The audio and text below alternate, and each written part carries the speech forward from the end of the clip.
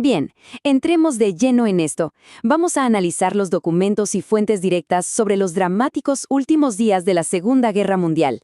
A lo largo de este desglose, vamos a ver paso a paso cómo se desarrolló uno de los momentos más decisivos del siglo XX, la caída definitiva de la capital del Tercer Reich.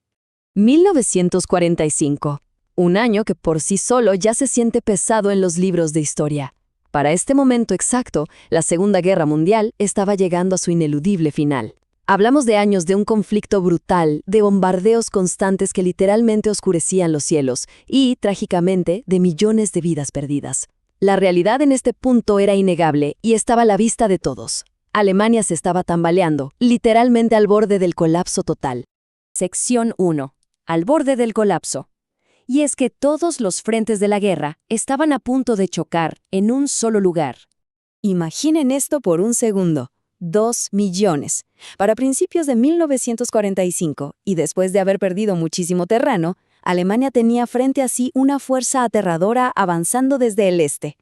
La Unión Soviética venía marchando con más de 2 millones de soldados.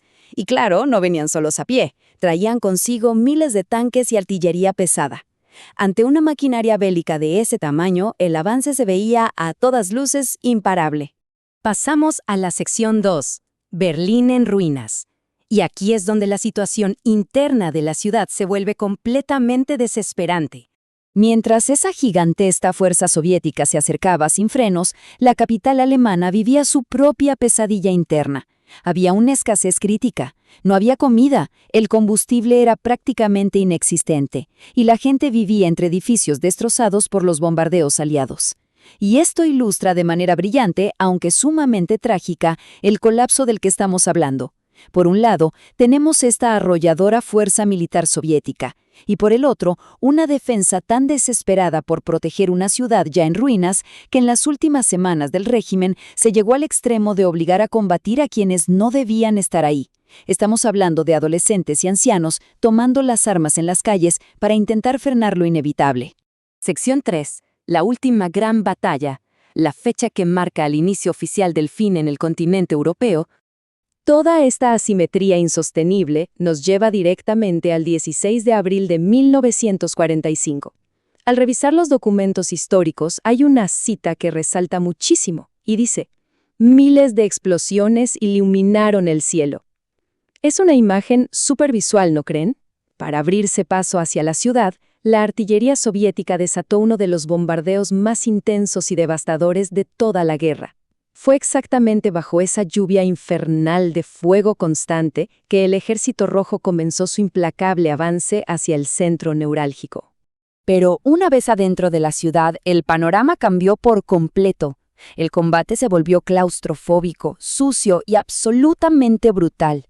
Imaginen avanzar no por kilómetros, sino metro a metro. Los soldados tenían que pelear metódicamente, primero despejando calle por calle, luego asegurando edificio por edificio, e incluso tenían que descender a la oscuridad de los túneles para pelear estación por estación. Fue un avance táctico dolorosamente lento y sangriento a través de toda la infraestructura urbana. Lo que nos lleva a la sección 4, el fin del régimen. Aquí atestiguamos el colapso definitivo de la cúpula alemana.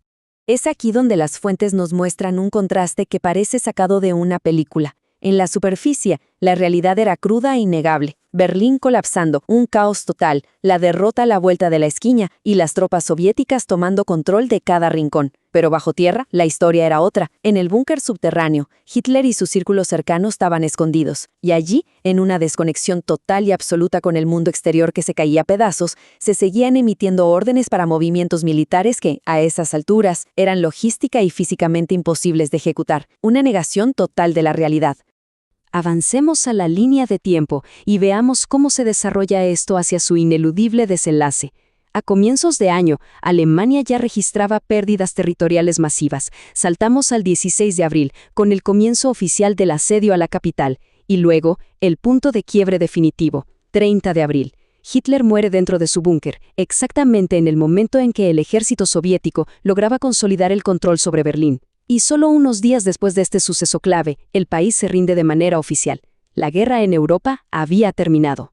Sección 5. El legado de la caída.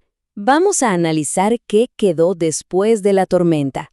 Inmediatamente después de tomar la ciudad, los soldados soviéticos izaron su bandera en lo alto del Reichstag. Seguramente tienen esa fotografía en la mente. Se convirtió en uno de los símbolos visuales más poderosos de toda la guerra. Pero, aunque representaba una victoria incuestionable, es fundamental que nos detengamos a reflexionar sobre la gravedad de ese triunfo. Sí, la caída de Berlín selló el fin del Tercer Reich, pero la ciudad quedó completamente arrasada en el proceso. Miles de edificios no eran más que montañas de escombros.